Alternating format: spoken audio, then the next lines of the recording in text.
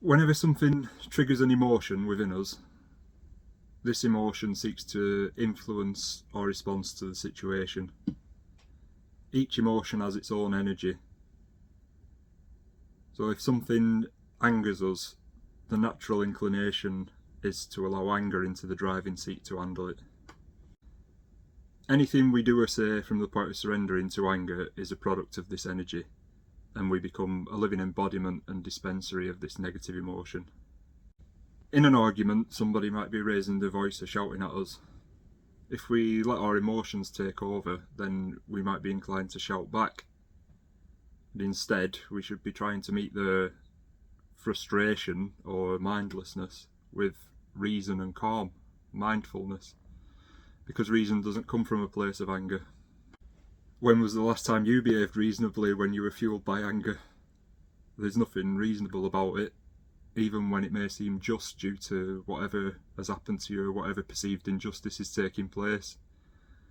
Meeting a negative situation with negative energy feeds the problem rather than solving it.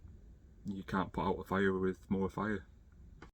We need to be careful not to become embittered by the wrongs and wrongdoers of this world.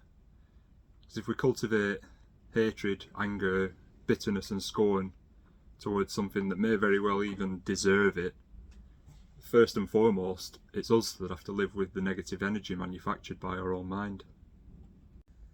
It poisons our psyche and alters our perception. And the more opportunity to sit in the driver's seat and dictate our attitude and approach that we surrender to a particular energy, the more it begins to change who we are. Even when we believe we're standing up for what's right, and even when we feel it's appropriate. We must remain critical of the world, but we must remain constructively critical if we seek to improve it. Because even if and when all the enemies are subdued, if we achieve this by becoming destroyers rather than creators and healers, then the appetite for destruction that we've cultivated and gratified would persist.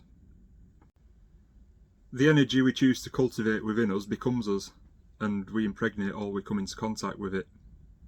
Consciously or otherwise, we seek and attract similar energies that feed off and affirm one another, granting credence and justification for the way we feel. Our interpretation of daily situations becomes biased towards validating our habitual internal and external ways of responding to and interacting with life as it unfolds. It can make us either pleasant or unpleasant to be around.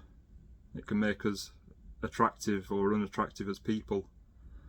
And there's no disguising it or pretending otherwise, even though plenty of us might try. Because who we are and what we're about is broadcast to the world every single day simply by existing within it.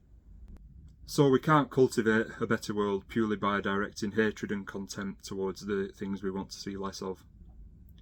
Instead, we could focus on directing our love towards the elements we want to see flourish. To choose creation over destruction. In both instances, we're generating and harbouring a type of transformative energy within us and feeding it to the world. Is it positive or negative energy? Do we want this world to be filled with love or hate?